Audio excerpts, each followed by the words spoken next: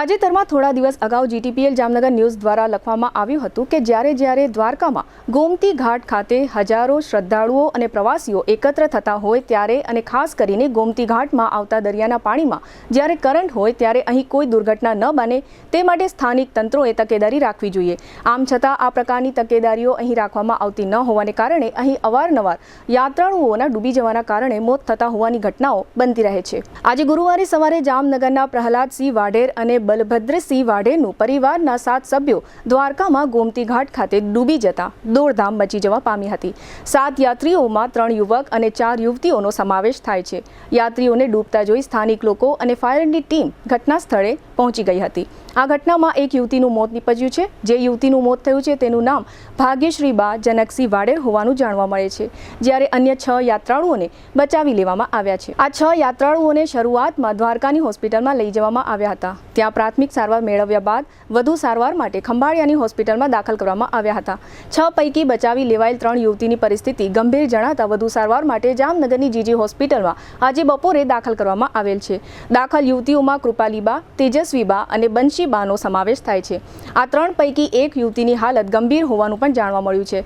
આ યુવતીઓ કાકા બાપાની બહેનો થાય છે। આ ક્ષત્રિય વાઢેર પરિવાર જામનગરના રાંદલ વડ પાસે રહેતા હોવાનું જાણવા મળે છે। આ બનાવની જાણ થતાં રાજપૂત સમાજના આગેવાનો જીજી હોસ્પિટલ ખાતે દોડી આવ્યા હતા। આ પરિવારની એક યુવતીનું મૃત્યુ થતાં પરિવાર શોકમય બની ગયો છે। નોંધનીય છે કે છેલ્લા 1 મહિનામાં ડૂબવાની 3 ઘટના બની છે, જેમાં 3 દિવસ અગાઉ એક વૃદ્ધ ડૂબ્યા હતા। જો કે સુરક્ષા કર્મીઓએ જીવ જોખમમાં મૂકીને વૃદ્ધને બચાવી લીધા હતા, પરંતુ બાદમાં સારવાર દરમિયાન આ વૃદ્ધનું મોત થયું હતું, જ્યારે અન્ય એક ડૂબવાની ઘટના 21 મેના રોજ સર્જાઈ હતી। આ ઘટનામાં 3 વ્યક્તિઓ ગોમતી નદીમાં ડૂબ્યા હતા, જેમાં પાટણના મામા ભાણેજનું મોત નીપજ્યું હતું, જ્યારે એકનો બચાવ થયો હતો। અત્રે ઉલ્લેખનીય છે કે ગોમતી ઘાટ વિસ્તારમાં એક તરફ હજારો યાત્રાળુઓની અવરજવર હોય છે અને બીજી તરફ આ સમગ્ર વિસ્તારમાં ખૂંટિયા સહિતના રખડતા પશુઓની સમસ્યા લાંબા સમયથી જોવા મળે છે। આ બાબત પણ ભવિષ્યમાં ગમે ત્યારે ભાગદોડ અને દુર્ઘટના જેવી મોટી અને દુઃખદ ઘટનાને અંજામ આપી શકે છે।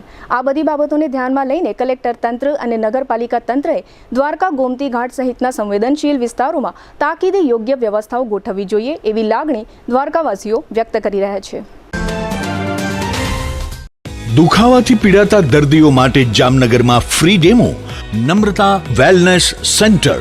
ચાલો અપનાવીએ નવીન એક્યુપલ્સ ટેકનોલોજી, જે લોહીનું પરિભ્રમણ સુધારે, તમારા સ્નાયુઓને શક્તિ આપે, તમારા શરીરને જોમ આપે, ઉપરાંત પંજામાં સોજા થવા, પંજામાં ચડતા ગોટલા અને ગઠ્ઠા થવાની સમસ્યા, અન્ય ઘણા દુખાવાથી મુક્તિ મળે। લોહી પરિભ્રમણથી થતા આ રહ્યા સુધારા અને ફાયદાઓ। કોષની વૃદ્ધિ અને અંગની કામગીરીમાં સુધારો, ત્વચાને વધારે સ્વસ્થ બનાવે, ત્વચાની રોગ પ્રતિકારકતા વધારે, ઓક્સિજનથી સમૃદ્ધ લોહી સ્નાયુઓને આપે, હૃદયની સ્થિતિમાં સુધારો કરે, હાઈ બ્લડ પ્રેશરની સ્થિતિમાં સુધારો કરે, મગજની કામગીરીમાં સુધારો કરે, શરીરમાં જોમ અને શક્તિ વધારે। નબળા રક્ત પરિભ્રમણને પરિણામે અનેક દર્દો આવે છે, જેવા કે ગઠ્ઠા થવા, સોજો ચડવો, તાણ, પગના તળિયામાં જણજણાટી, સાંધાનો લાંબા સમય સુધી દુખાવો, સ્નાયુઓ ખેંચાવા, ગોટલામાં દુખાવો। અમારા સેન્ટરમાં દરેક વ્યક્તિને રોજ 30 મિનિટ ફ્રી ડેમો આપવામાં આવશે। આ સેન્ટરમાં ફ્રી ડેમોનો લાભ લઈ દુખાવાના દર્દથી મુક્તિ મેળવો।